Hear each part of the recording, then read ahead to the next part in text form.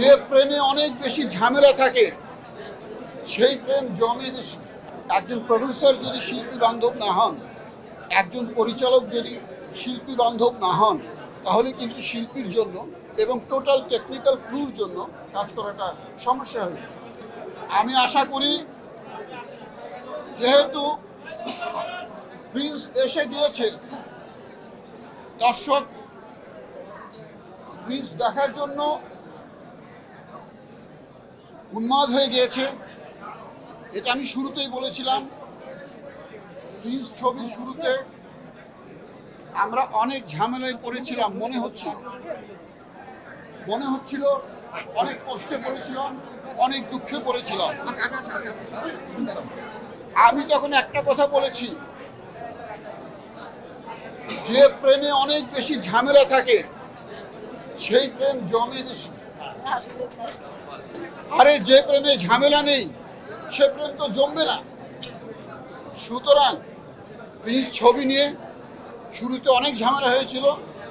আমরা তখনই বুঝেছিলাম যে প্রিন্সের সামনে অনেক সুন্দর দিন আসছে, অনেক সফল দিন আসছে।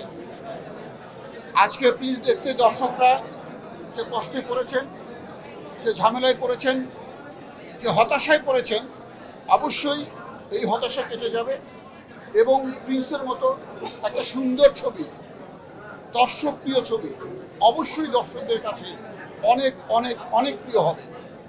এই কয়েকদিনের ব্যবধানে সেটাই প্রমাণিত হচ্ছে। দর্শক এখন উন্মুখ হয়ে আছেন কে কখন প্রিন্স ছবি দেখছেন। আমরা শ্রীলঙ্কায় কাজ করেছি, দেশের বাইরে কয়েক জায়গাতেই কাজ করেছি। সব জায়গায় কাজের অভিজ্ঞতা অনেক সুন্দর।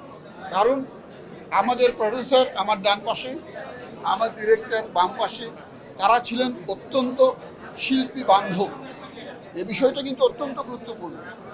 একজন প্রডিউসার যদি শিল্পী বান্ধব না হন, একজন পরিচালক যদি শিল্পী বান্ধব না হন, তাহলে কিন্তু শিল্পীর জন্য এবং টোটাল টেকনিক্যাল ক্রুর জন্য কাজ করাটা সমস্যা হয়ে যায়।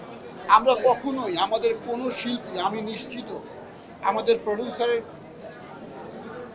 কাজ নিয়ে, তার সহানুভূতি নিয়ে, তার আন্তরিকতা নিয়ে, আমাদের ডিরেক্টরের কাজ নিয়ে, কাজের মান নিয়ে, তার আন্তরিকতা নিয়ে আমি নিশ্চিত কোনো শিল্পী, কোনো কলাকুশলী কোনো অভিযোগ তুলতে পারবেন না। এটা আমাদের বড় অ্যাচিভমেন্ট ছিল। একটা কাজে প্রিন্স ছবির শুরু থেকেই নানা ঝামেলা হচ্ছিল, ভিসা পাওয়া নিয়ে, লোকেশন নিয়ে অনেক সমস্যা হচ্ছিল, কিন্তু কখনো আমি এই দুইজন মানুষকে হতাশ হতে দেখিনি। তারা এখনও যেরকম হাসছেন, শুরু থেকে শেষ পর্যন্ত তারা হাসির মধ্যেই ছিলেন। এটা আমাদের টোটাল প্রিন্স টিমের একটা বড় অ্যাচিভমেন্ট। আপনারা সবাই দোয়া করবেন। যেভাবে প্রিন্স শৃঙ্খল মুক্ত হলো, আমি শৃঙ্খলই বলবো। কিছু ঝামেলা ছিল, এই ঝামেলাগুলিকে আমি বলবো শৃঙ্খল।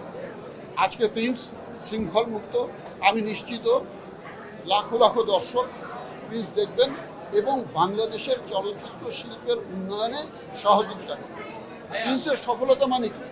আমি এটাকে শুধু প্রিন্সের সফলতা দেখি না, এই সফলতা বাংলাদেশের ফিল্ম ইন্ডাস্ট্রি, চলচ্চিত্র শিল্পের সফলতা।